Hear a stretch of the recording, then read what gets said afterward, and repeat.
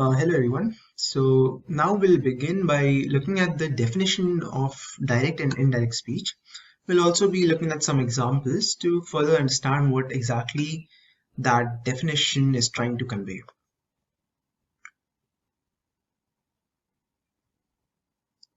All right.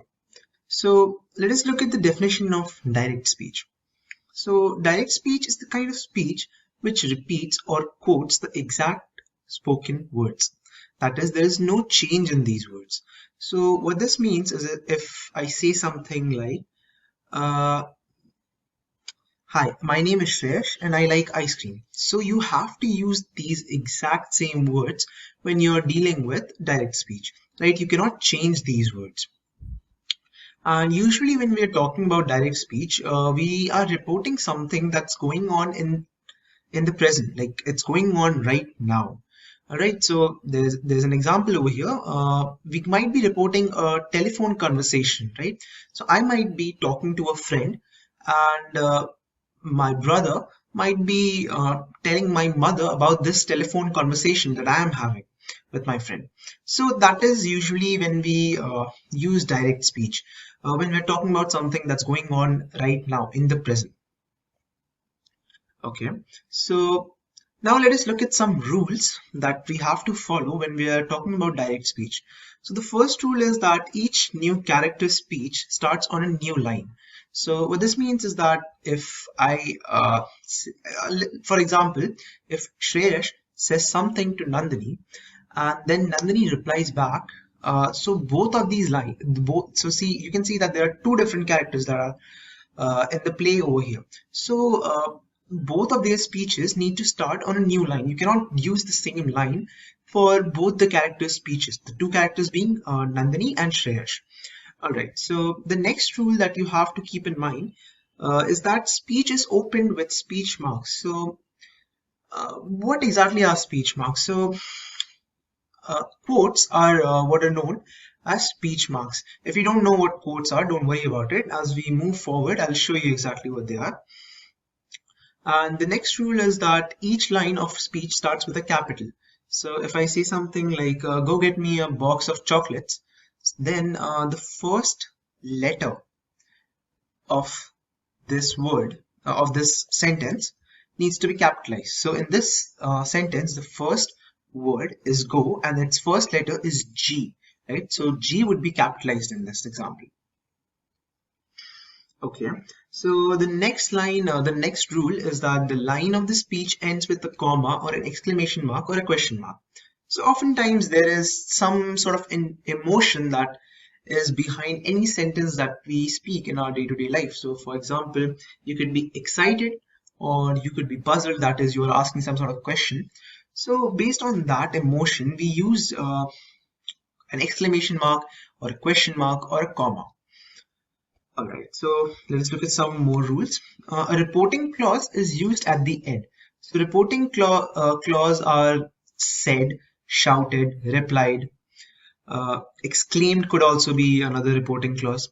So we can look at some examples over here, like said John, shouted Paul, replied Mum. So the words that you see underlined over here are the ones that are reporting clause.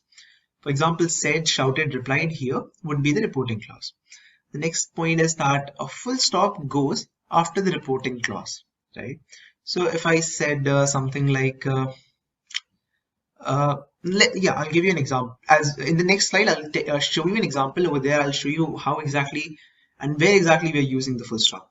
All right, so the next one is that if the direct speech in the sentence is broken up by the information about who is speaking, add in a comma or a question mark or an exclamation mark to end the first piece of speech and a full stop or another comma before the second piece. So we have an example over here that will help us understand what this means. It's lovely, she sighed, but I can't afford it right now. I agree, said Kate. Let's go. So here there's a conversation that's going on between Kate and another person. So you can see that there are quotation marks used. So can you see that the sentence, it's lovely, it begins with something, a symbol that is on top of it's, the word it's, there's a symbol near the top of it. That symbol is known as quotation mark. And since we are dealing with direct speech, we use these quotation marks at all times. So you can see that there are commas after side and things like that. So this is what that rule is talking about. Don't worry, all of these rules will become very clear to you as we proceed. Next one, we'll look at some examples. So the first example is, "You'll never guess what I have just seen," said Sam excitedly. So just now we looked at some rules, right? So let's see how those rules apply to this particular example. So as you can probably see, this sentence begins with quotation mark, right? You can see these are the ones that are the symbol that's next to the you will, the one that's next to it is known as quotation marks or quotes. So you'll never guess what I have just seen. So as you can see that there is some excitement that's being conveyed through this sentence, and to denote and to convey that excitement, we have used an exclamation mark over here right before closing the quotes. And you can see that excitedly is the reporting clause that's being used over here. So the next example is, "What's that?" asked Louise. So over here you can see again the first letter is capitalized. You can see that W is capitalized. In the previous one, Y was capitalized. So in all of these examples, you will notice that whenever the words that were spoken, we are talking about those words. When we're talking about those words, the first letter will be always be capitalized. So you can see in all of these examples, they are all capitalized. You can also see that in every single example. For example, in the second one, you can see that there's a question mark being used.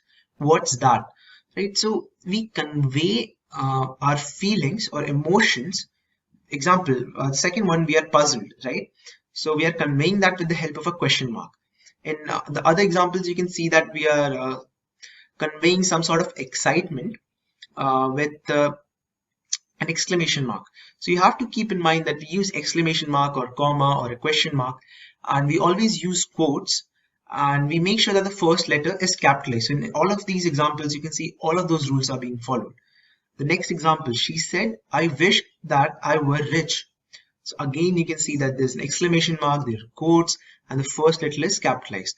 Even in the fourth example, "I love swimming," said Abhinav. Again, you can see that said is the reporting clause, and you can see that there is quotes, there's an exclamation mark.